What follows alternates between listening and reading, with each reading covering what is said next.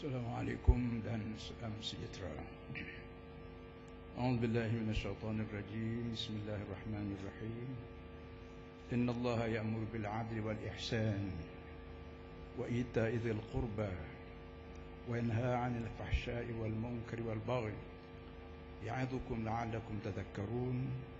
Surah An-Nahl ayat 90 yang bermaksud sesungguhnya Allah menyuruh kamu berlaku adil dan berbuat kebajikan, menyempurna hak orang terdekat, dan Allah melarang daripada perbuatan keji, kemungkaran dan penganiayaan. Ia memberi nasihat pada kamu agar kamu benar-benar ingat dari mana kamu datang dan ke mana kamu akan dibawa pergi. Surah Yang berhormat Datuk Seri Abdullah bin Haji Ahmad Badawi dan isteri Perdana Menteri Malaysia, Yang Amat Berhormat Datuk Seri Adnan bin Haji Yaakob Menteri Besar Pahang, Yang Amat Berhormat Datuk Seri Haji Idris bin Yusof Menteri Besar Terengganu, Yang Berhormat Datuk Seri Effendi Nurwawi Menteri di Jabatan Perdana Menteri, Yang Berhormat Menteri-Menteri Kabinet, Yang Berhormat ahli-ahli Parlimen serta ahli-ahli Dewan Undangan Negeri, Gawai tinggi Kerajaan Persekutuan dan Kerajaan-Kerajaan Negeri, Deh-deh kehormat, tuan-tuan, puan-puan sekalian. Alhamdulillah, dengan izin Allah Subhanahu Wa Taala sekali lagi kita dapat menghirup udara nyaman pada hari ini. Ini menandakan betapa kita masih terus dilimpahi nikmat dan rahmat hidayah daripadanya untuk sama-sama menyaksikan pelancaran wilayah ekonomi Pantai Timur bagi negeri Kelantan.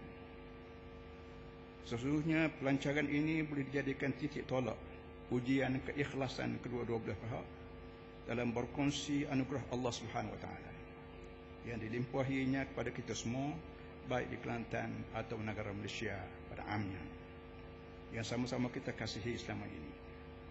Bahkan ia adalah detik bersejarah yang mengesahkan lagi penerusan wujudnya jalinan kerjasama akrab sekian lama, khususnya sejak 17 tahun negeri ini diperintah oleh kerajaan negeri yang ada pada hari ini.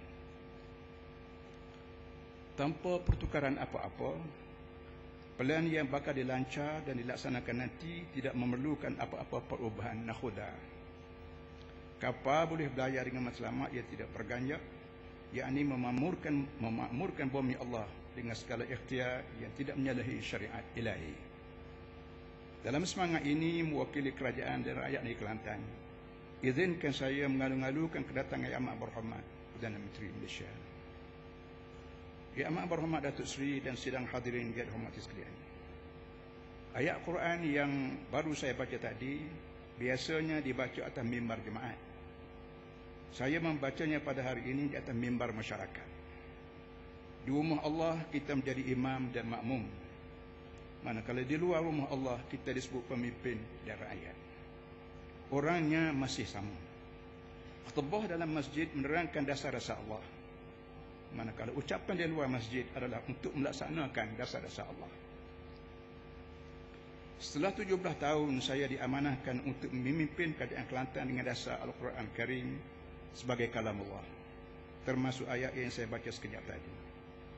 Petang ini saya dan kerajaan saya seakan-akan terasa akan adanya perubahan baru.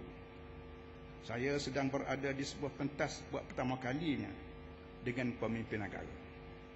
Alangkah manisnya hidup.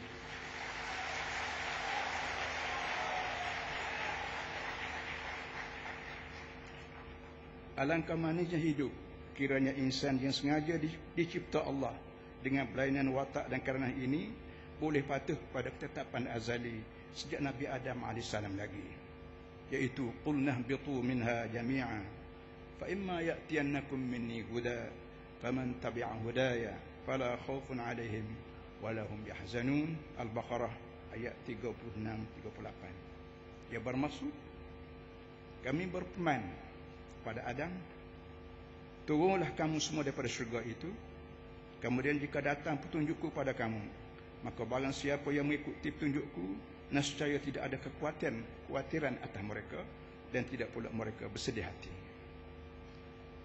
Mudah-mudahan langkah penyatuan pentas ini akan memulakan jalur-jalur gemilang yang sungguh-sungguh sebagai ganti pada jalur-jalur hitam selama 17 tahun ini.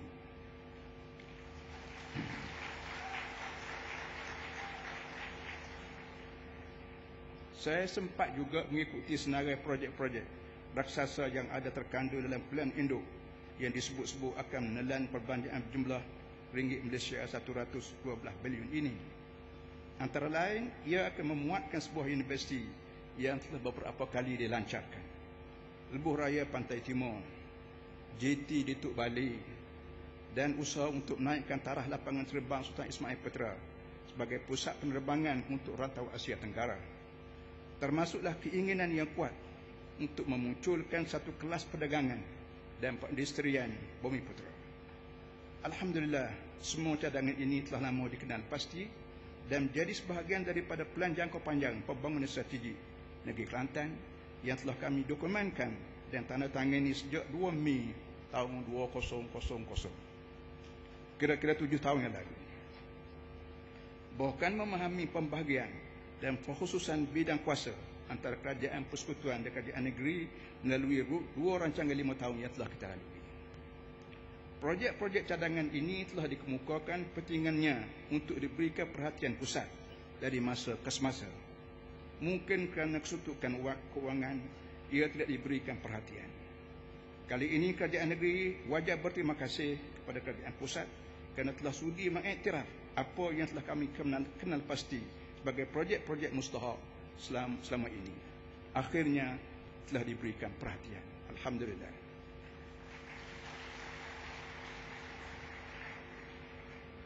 Menyentuh tentang peruntukan yang mencecah 112 bilion ringgit Malaysia untuk ECR, 177 bilion ringgit Malaysia lagi untuk koridor utara dan 47.6 bilion ringgit Malaysia lagi di wilayah pembangunan Iskandar. Rakyat menjadi sedikit kagum dengan jumlahnya. Semakin heran mereka apabila duit yang diisytiharkan ini boleh menjangkau rancangan Malaysia yang ke-9, yang ke-10 dan boleh pergi sejauh rancangan Malaysia yang ke-11. Apapun jika duit ini memang ada dan tidak menjadi masalah, maka kita perlu mengucapkan sebesar-besar syukur. Alhamdulillah, thumma alhamdulillah, syabash. Dalam banyak buku ilmiah yang saya ada juga terbaca bahawa sesuatu pelan yang berkesan ialah pelan yang dapat diterima tanpa curiga oleh kumpulan sasar. Ciri pelan yang berjaya juga ialah pelan yang dapat dilaksanakan. Biasanya pelan pembangunan yang baik harus bertolak dan bermula dari bacaan mengenai senario ekonomi dunia semasa yang teliti, berasaskan unjuran yang tepat mengenai turun naik harga petrol, emas dan lain komoditi yang utama. Realiti dan wakil persekitaran yang berubah ini biasanya akan menentukan pula angkuba-angkuba yang memungkinkan sebuah pelan yang realistik itu dapat diisytiharkan. Saya berandaian semua aspek ini telah diambil kira dalam segenap segi sehingga ia tidak menjadi sebuah impian dan bukan sekadar satu lagi pelan. Sememangnya indah untuk berada sekadar di alam mimpi kerana ia mengasyikkan. Anak Cina memetik selasih, hanya merotan dibuat timba, tiada yang indah dalam berkasih, mimpikan bulan jatuh riba.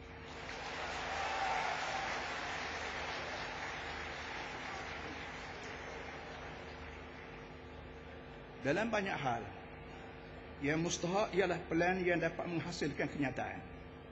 Siapalah yang tidak bergembira untuk mendengar janji yang akan datang dalam ratusan bilion ringgit. Ini lebih-lebih lagi lah apabila janji itu dipenuhi. Sudah banyak kita saksikan betapa janji yang indah kadang-kadang boleh menjadi musuh besar apabila ia gagal dipenuhi. Kebocoran, siling runtuh, rasuah, pecah amanah, inflasi, hipokrasi adalah antara musuh-musuh bersama yang boleh menghambat cita-cita murni.